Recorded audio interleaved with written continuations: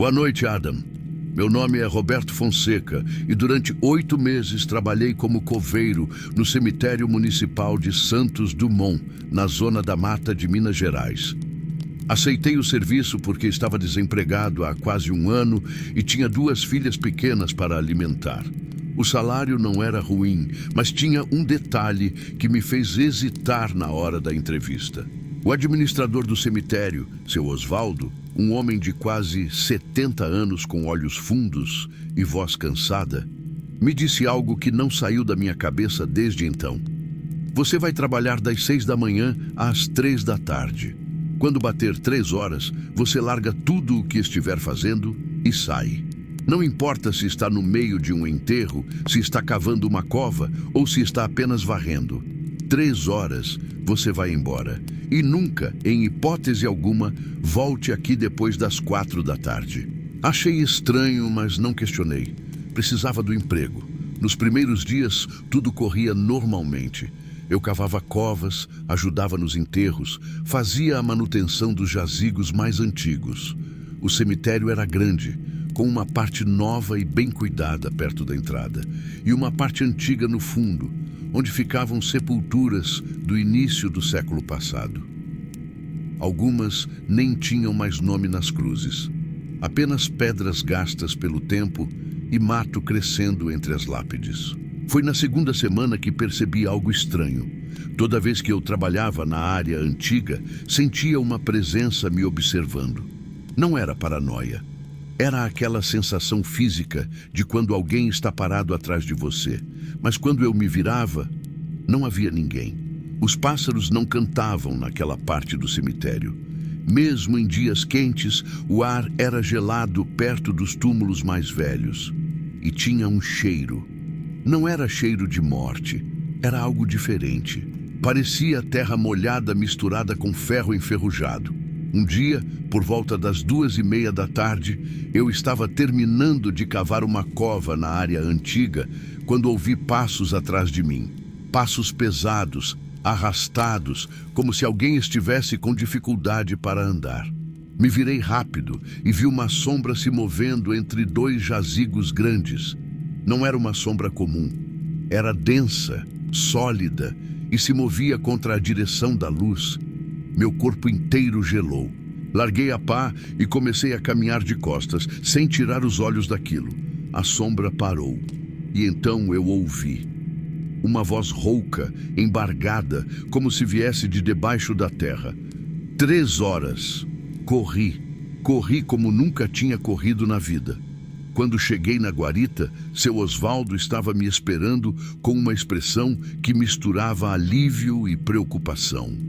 Ele olhou para o relógio. Eram 2:45. Você viu, né? Ele perguntou. Eu não consegui responder, apenas balancei a cabeça. Seu Osvaldo suspirou fundo e me fez sentar. Foi então que ele me contou a história de Augusto Paranhos. Augusto Paranhos tinha sido o coveiro do cemitério de Santos Dumont por quase 40 anos. Era um homem solitário, sem família, que vivia para o trabalho. Diziam que ele conhecia cada pessoa enterrada ali, que conversava com os mortos enquanto trabalhava, que tinha um respeito quase religioso por aquele lugar. Mas Augusto tinha um defeito: ele não respeitava horários. Muitas vezes ficava trabalhando até depois das 6 da tarde, às vezes até o anoitecer, terminando serviços que podiam esperar para o dia seguinte. Em uma tarde de março de 1987, Augusto estava cavando uma cova na área antiga quando aconteceu algo que ninguém conseguiu explicar direito. Segundo a única testemunha, uma mulher que passava pela rua ao lado do muro do cemitério, ela ouviu um grito longo, agonizante, que veio de dentro do cemitério por volta das 4:30 da tarde. Quando ela olhou por cima do muro, viu Augusto Paranhos correndo entre os túmulos, tropeçando, caindo, se levantando e correndo de novo, como se estivesse fugindo de algo. Mas não havia nada atrás dele. Nada visível, pelo menos. Augusto foi encontrado no dia seguinte, dentro de uma cova que ele mesmo tinha cavado. Estava morto. O laudo médico disse que foi parada cardíaca. mas ninguém conseguiu explicar como ele tinha caído dentro da cova e por que seus olhos estavam arregalados daquele jeito, como se tivesse visto algo que o cérebro humano não foi feito para processar. Desde então, dizem que Augusto ainda está no cemitério, que ele continua trabalhando, cavando covas, consertando jazigos, fazendo a manutenção que nunca terminou em vida, e que ele não gosta quando alguém fica trabalhando depois das 3 da tarde. É como se ele tivesse se tornado guardião daquele lugar, protegendo os mortos de qualquer interferência depois do horário permitido. Seu Osvaldo me disse que vários covedores tentaram trabalhar ali depois dele. Nenhum ficou mais de 3 meses. Todos relataram a mesma coisa: sombras que se movem sozinhas, ferramentas que desaparecem e reaparecem em lugares diferentes, passos que ecoam na área antiga. E aquela voz rouca que sempre diz a mesma coisa: 3 horas. Eu decidi que ia respeitar o horário. Durante os meses seguintes, sempre que chegava perto das 3 da tarde, eu largava tudo e ia embora. Não importava o que estivesse fazendo, mas teve um dia em que eu quebrei essa regra. E foi o dia em que pedi demissão. Era uma sexta-feira de junho. Tinha chovido muito durante a madrugada e o cemitério estava enlameado. Eu tinha que terminar uma cova para um enterro marcado para sábado de manhã cedo. Quando olhei para o relógio, eram 3:10 da tarde. Eu ainda tinha que remover uns 20 centímetros de terra. Pensei, são só mais 10 minutos, não vai acontecer nada. Continuei cavando. Foi quando senti. A temperatura despencou. Minha respiração começou a sair em vapor, mesmo estando em junho. O cheiro de terra e ferro ficou tão forte que me deu ânsias. E então ouvi os passos. Dessa vez não vinham de longe. Vinham de dentro da cova, debaixo de mim. Congelei. Olhei para baixo e vi a terra se movendo, como se algo estivesse subindo. Larguei a pá e tentei sair, mas escorreguei no barro e caí de joelhos dentro da cova. Foi quando senti uma mão fria, forte, que agarrou meu tornozelo por baixo da terra. Gritei, chutei, consegui me soltar e escalar a lateral da cova, rasgando as unhas na terra. Quando finalmente saí e olhei para trás, vi uma silhueta se formando dentro da cova. Era a sombra de um homem, mas não tinha rosto definido. Apenas 2 pontos luminosos onde deveriam estar os olhos. E então ouvi aquela voz mais alta, mais clara, mais furiosa. 3 horas! Corri até a saída sem olhar para trás. Meu carro estava estacionado na rua e entrei nele tremendo tanto que mal conseguia colocar a chave na ignição. Quando finalmente liguei o motor e olhei pelo retrovisor, vi a sombra parada no portão do cemitério, me observando. Ela não atravessou o portão, apenas ficou ali, parada, até eu sumir de vista. No dia seguinte, liguei para seu Osvaldo e pedi demissão pelo telefone. Ele não tentou me convencer a ficar. Apenas disse: você teve sorte, Augusto só queria te avisar. Se você tivesse ficado até mais tarde, não teria saído daquela cova. Até hoje, quando passo em frente ao cemitério de Santos Dumont, mesmo durante o dia, acelero o carro. Porque agora eu sei que alguns lugares têm regras, e essas regras foram escritas com sangue, suor e terror. E quando você quebra essas regras, não é a lei dos vivos que te pune. É algo muito mais antigo, algo que nunca descansa. Antes de seguirmos para o próximo relato, aproveita para confirmar se você já me segue aqui no canal e se o sininho está ativado. Assim, você não perde nenhuma história. Obrigado por estar comigo até aqui. Agora, vamos continuar.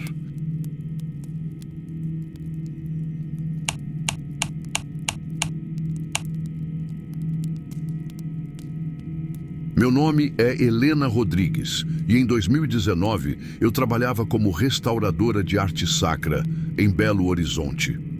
Minha especialização era a recuperação de esculturas e ornamentos em igrejas e cemitérios históricos. Foi através desse trabalho que recebi um convite que mudaria minha vida para sempre. A Prefeitura de Santa Luzia, cidade da região metropolitana, estava fazendo uma reforma no cemitério municipal e descobriu uma cripta antiga que estava lacrada há mais de 100 anos. Queriam que eu avaliasse o estado de conservação dos objetos lá dentro antes de decidirem se iam abrir para visitação pública ou lacrar novamente. Aceitei o trabalho sem hesitar. Adoro história, adoro mistério, e a chance de ser uma das primeiras pessoas a entrar em uma cripta centenária era irresistível. O que eu não sabia é que aquela cripta tinha sido lacrada por um motivo, e que esse motivo ainda estava lá dentro, esperando. Cheguei ao cemitério de Santa Luzia em uma manhã de agosto. Era um lugar bonito, bem cuidado, com árvores centenárias e capelas de mármore branco. A cripta ficava na parte mais antiga, embaixo de uma capela abandonada, dedicada a Nossa Senhora das Dores. Segundo os registros históricos que me passaram, a cripta pertencia à família Carvalho e Silva, uma das famílias mais ricas da região no século XIX.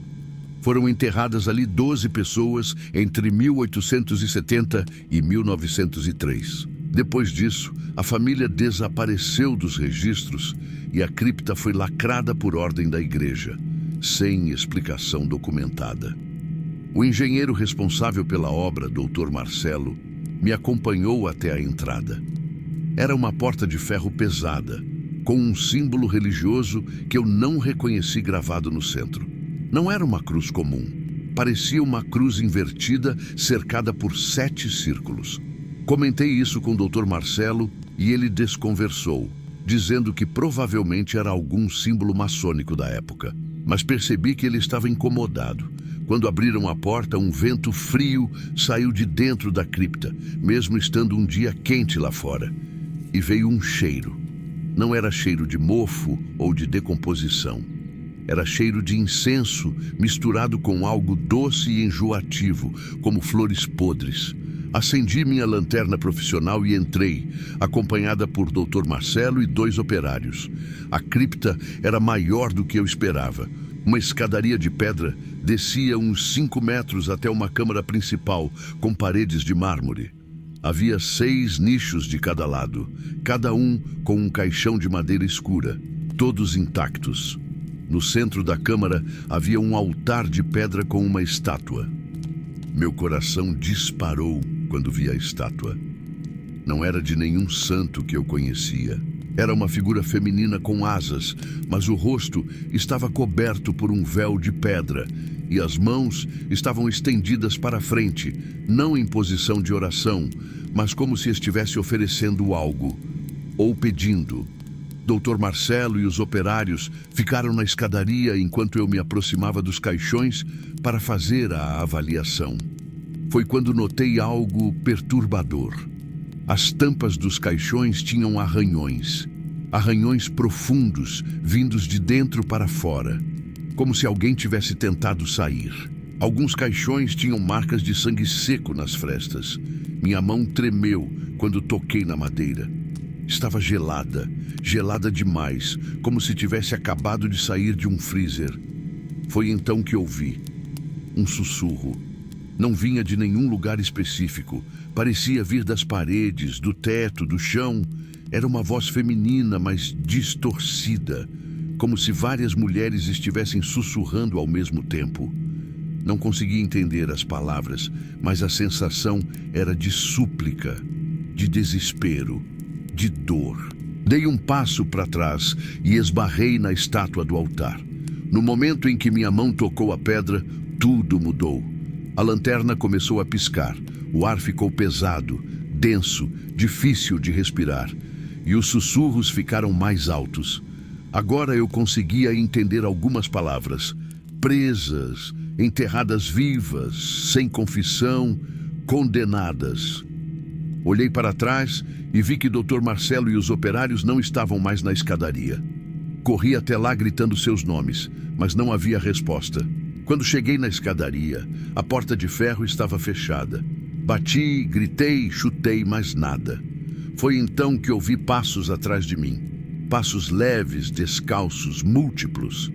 Me virei lentamente e vi algo que meu cérebro se recusou a processar por completos segundos. As tampas dos caixões estavam levantadas, não completamente abertas, mas erguidas uns 20 centímetros, como se algo lá dentro estivesse empurrando. E das frestas saíam mãos. Mãos brancas, finas, com unhas longas e quebradas ensanguentadas. 12 mãos, uma de cada caixão, todas se movendo lentamente, tateando o ar, procurando algo, procurando alguém. Não consegui gritar. Minha voz simplesmente sumiu. Comecei a subir a escadaria de costas, sem tirar os olhos daquela cena. Foi quando uma das mãos parou de se mover aleatoriamente e apontou diretamente para mim. E todas as outras seguiram. 12 mãos apontando para mim em sincronia perfeita. Os caixões começaram a tremer. As madeiras antigas rangiam e estalavam. E então, lentamente, figuras começaram a se erguer. Não eram corpos completos, eram formas, silhuetas femininas feitas de sombra e névoa, com longos cabelos que flutuavam como se estivessem debaixo d'água. Não tinham rosto. Onde deveria estar o rosto, havia apenas um vazio escuro e profundo. Mas eu sabia que elas estavam me olhando. Eu sentia. Elas começaram a flutuar em minha direção, movendo-se de forma descoordenada, como marionetes com fios cortados. E cantavam. Cantavam uma melodia antiga, em latim, que eu não reconhecia, mas que me arrepiou cada célula do corpo. A voz delas era um coro desafinado de lamento e fúria. Bati na porta de ferro com todas as minhas forças, gritando por ajuda. As figuras estavam cada vez mais perto. Conseguia sentir o frio que emanava delas, um frio que queimava a pele. Foi quando lembrei de algo que minha avó, uma benzedeira do interior, sempre me dizia: quando estiver diante do mal, reze. A verdadeira fé queima mais que fogo. Fechei os olhos e comecei a rezar. Não um Pai Nosso decorado, mas uma oração verdadeira, do fundo da alma, pedindo proteção, pedindo luz, pedindo que aquelas almas encontrassem paz. As figuras pararam de avançar. O canto delas ficou mais suave, menos agressivo. Abri os olhos e vi que elas estavam recuando, voltando para os caixões. E então ouvi aquela voz sussurrando novamente, mas dessa vez consegui entender perfeitamente. Conte o que fizeram. Não deixe esquecer. A porta de ferro se abriu violentamente. Dr. Marcelo e os operários estavam do outro lado, pálidos, confusos. O que aconteceu? Dr. Marcelo perguntou. A porta travou sozinha. Tentamos abrir, mas não conseguíamos. Olhei para trás mais uma vez. As tampas dos caixões estavam fechadas novamente. A cripta estava silenciosa. Mas eu sabia o que tinha visto. Eu sabia o que tinha sentido. Passei os 3 dias seguintes pesquisando a história da família Carvalho e Silva. O que descobri me fez ter certeza de que nunca mais voltaria àquele lugar.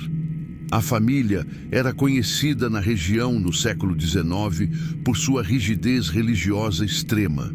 O patriarca, Coronel Henrique Carvalho e Silva, era um fanático que acreditava em possessão demoníaca e bruxaria. Entre 1870 e 1903, 12 mulheres da família morreram em circunstâncias suspeitas. Todas foram declaradas como possuídas pelo coronel e trancadas em quartos isolados até morrerem. Algumas de fome, outras de doenças não tratadas. Há relatos de vizinhos que ouviram gritos vindos da fazenda da família por dias seguidos. Quando as mulheres morriam, o coronel mandava enterrá-las sem os ritos católicos adequados, alegando que eram indignas. A igreja local, temendo a influência política e econômica da família, não contestou. As mulheres foram enterradas naquela cripta e a igreja, posteriormente tomada por remorso ou medo, ordenou que a cripta fosse lacrada e nunca mais aberta. Entreguei meu relatório, recomendando que a cripta permanecesse fechada e que fosse feita uma missa de corpo presente para todas as 12 mulheres enterradas ali. A prefeitura acatou. Hoje, a cripta de Santa Luzia continua lacrada. Mas eu sei que não é o suficiente. Aquelas mulheres não querem apenas paz. Elas querem justiça. Querem que o mundo saiba o que foi feito com elas. Querem que seus nomes sejam lembrados. Às vezes, tarde da noite, ainda ouço aquele canto. Fraco, distante, mas inconfundível. E me pergunto se algum dia aquelas almas encontrarão o descanso que lhes foi negado em vida. Ou se vão continuar presas naquela cripta fria e escura, cantando seu lamento eterno, esperando que alguém finalmente escute suas vozes.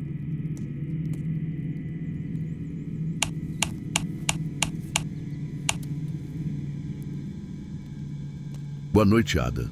Meu nome é Daniel Costa e em 2021 eu fui contratado para fazer o inventário fotográfico do cemitério São João Batista em Além, Paraíba, interior do Rio de Janeiro.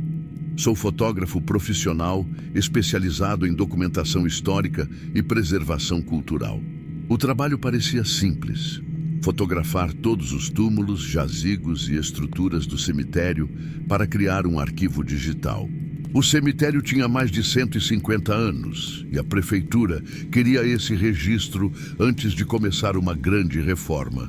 O que deveria ser um trabalho de 2 semanas se transformou na experiência mais aterrorizante da minha vida. E me fez entender que alguns lugares não querem ser documentados. Alguns lugares guardam segredos que deveriam permanecer enterrados. Comecei o trabalho em uma segunda-feira de março. O cemitério era grande, dividido em 4 setores. Decidi começar pelo setor mais antigo, onde ficavam os túmulos do século XIX. Eram estruturas impressionantes, algumas com esculturas de anjos de mármore, outras com capelas particulares decoradas com vitrais. Eu estava animado. Do ponto de vista fotográfico, era um material incrível. Passei o primeiro dia fotografando sem nenhum problema. No segundo dia, comecei a notar algo estranho. Em várias fotos apareciam manchas escuras, sem forma definida, que não estavam lá quando eu tirei a foto. Pensei que fosse problema da câmera ou sujeira na lente. Limpei o equipamento, troquei de lente, mas as manchas continuavam aparecendo. Sempre nas fotos tiradas na área mais antiga do cemitério, sempre próximas a um jazigo específico. Era um jazigo de mármore preto, sem nome, sem data, sem qualquer identificação. Apenas uma porta de ferro com uma fechadura antiga e um símbolo gravado, uma espada atravessando um crânio. Perguntei ao zelador do cemitério, seu Benedito, sobre aquele túmulo. Ele ficou visivelmente desconfortável e disse apenas: "Não fotografe esse lugar. Não mexa com isso. Tem coisas aqui que não são para ser lembradas." Claro que fiquei curioso. Sou fotógrafo, documentalista. Meu trabalho é justamente registrar essas coisas. Então, no terceiro dia, voltei ao jazigo com meu equipamento completo. Era por volta do meio-dia, sol forte, nada de sombras ou mistérios. Aproximei-me do jazigo e comecei a fotografar de vários ângulos. Foi quando percebi algo bizarro. Nas fotos tiradas diretamente de frente para a porta, aparecia uma figura. Uma silhueta humana, alta, usando o que parecia ser uma capa ou um manto longo. Mas quando eu olhava com meus próprios olhos, não havia nada ali. Fiquei intrigado, cientificamente curioso. Talvez fosse algum efeito óptico, algum tipo de pareidolia fotográfica. Continuei fotografando. Foi quando minha câmera simplesmente desligou. Bateria cheia, cartão de memória com espaço, mas ela desligou. Tentei ligar novamente e não funcionou. Peguei minha câmera reserva e a mesma coisa aconteceu. Foi então que senti um frio repentino, mesmo com o sol forte, e um cheiro de pólvora e metal enferrujado. Ouvi um som atrás de mim, Um som metálico, como espada sendo desembainhada. Me virei rápido, mas não havia ninguém. O cemitério estava vazio, mas eu sabia com absoluta certeza que não estava sozinho. Havia algo ali, e esse algo não queria ser fotografado. Decidi ir embora e voltar outro dia. Mas quando comecei a caminhar em direção à saída, tive a sensação clara de estar sendo seguido. Ouvia passos atrás de mim. Passos firmes, pesados, botas batendo no chão de pedra. Olhava para trás e nada. Mas os passos continuavam. Aumentei o ritmo. Os passos também aumentaram. Comecei a correr e os passos corriam atrás de mim. Cheguei à saída do cemitério ofegante, suando frio. Olhei para trás uma última vez e vi. No portão, parada, uma figura de quase 2 metros de altura. Usava um manto preto esfarrapado, e onde deveria estar o rosto havia apenas escuridão. Mas na mão direita, perfeitamente visível, uma espada longa manchada de algo escuro. Ela não se moveu. Apenas ficou ali, me observando. E então desapareceu, como fumaça se dispersando. Entrei no meu carro tremendo. Pensei em desistir do trabalho, mas sou teimoso, racional. Não acredito facilmente em coisas sobrenaturais. Convenci a mim mesmo de que tinha sido estresse, falta de sono, autossugestão.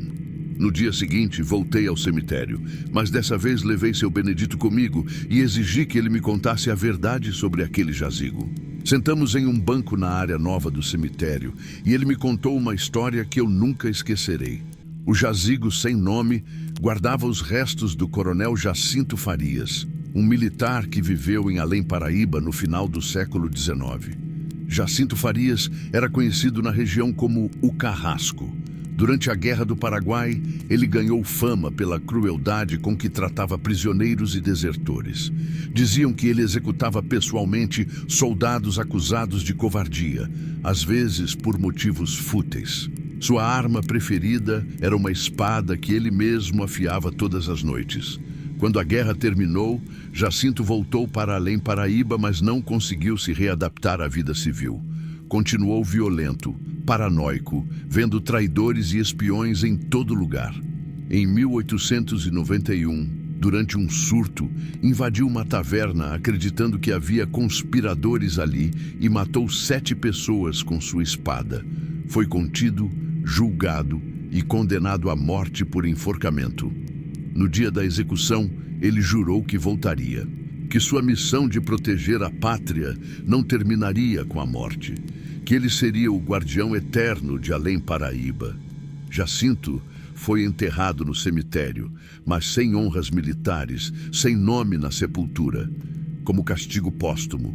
E desde então, dizem que ele ainda cumpre seu juramento distorcido. Qualquer pessoa que ele considera uma ameaça ao cemitério é perseguida.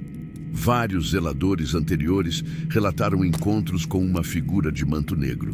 Alguns turistas que tentaram vandalizar túmulos antigos desapareceram por horas, sendo encontrados depois em estado de choque, incapazes de explicar o que tinha acontecido. Seu Benedito me disse que Jacinto considera câmeras fotográficas como objetos de espionagem. Ele não quer que seu túmulo seja registrado, não quer que sua história seja lembrada. E se alguém insistir, ele aparece.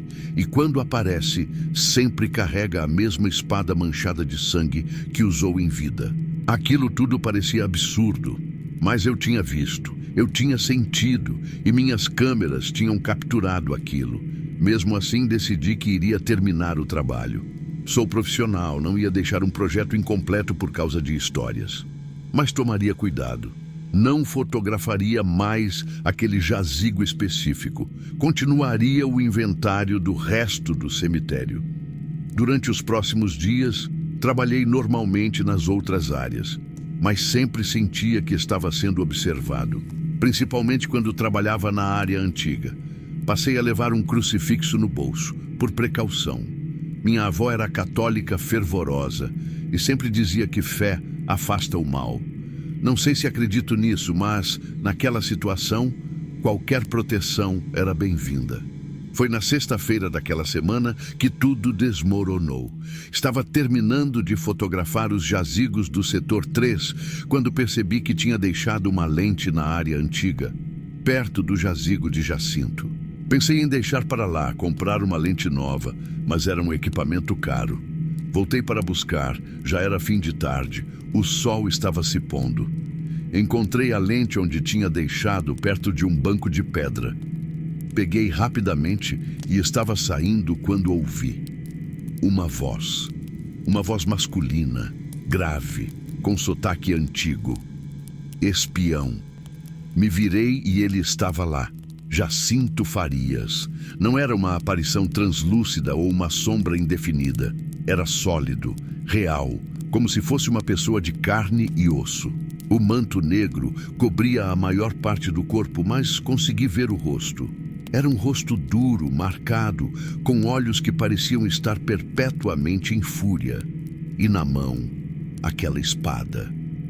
Você não devia ter voltado, ele disse. A voz saía da boca dele, mas parecia ecoar de todos os lados ao mesmo tempo. Fotografar é espionar, espionar é trair, e traidores são punidos. Ele deu um passo na minha direção e vi a espada brilhar na luz do entardecer. Não era uma espada enferrujada. Era afiada, limpa, pronta para uso. Corri entre os túmulos, pulei sobre jazigos, derrubei floreiras, ouvia os passos dele atrás de mim, firmes, constantes, implacáveis, e ouvia a espada cortando o ar. Em um momento, tropecei e caí. Rolei para o lado e a espada cravou no chão onde minha cabeça tinha estado um segundo antes. Levantei e continuei correndo. Não sei como, mas cheguei à saída. Corri para fora do cemitério e olhei para trás. Jacinto estava no portão, parado. Não atravessou. Apenas ficou ali, com a espada encostada no ombro, me observando. E então disse, alto e claro: não volte, se voltar não vai sair. Não voltei. Enviei um e-mail para a prefeitura dizendo que por motivos de saúde não poderia completar o trabalho. Mandei todas as fotos que tinha conseguido tirar, exceto as do jazigo de Jacinto. Essas eu deletei, todas. Não queria ter nada que me conectasse àquele lugar. Passaram-se alguns meses e achei que tinha superado o trauma. Até que recebi um telefonema. Era o novo fotógrafo contratado para terminar o trabalho.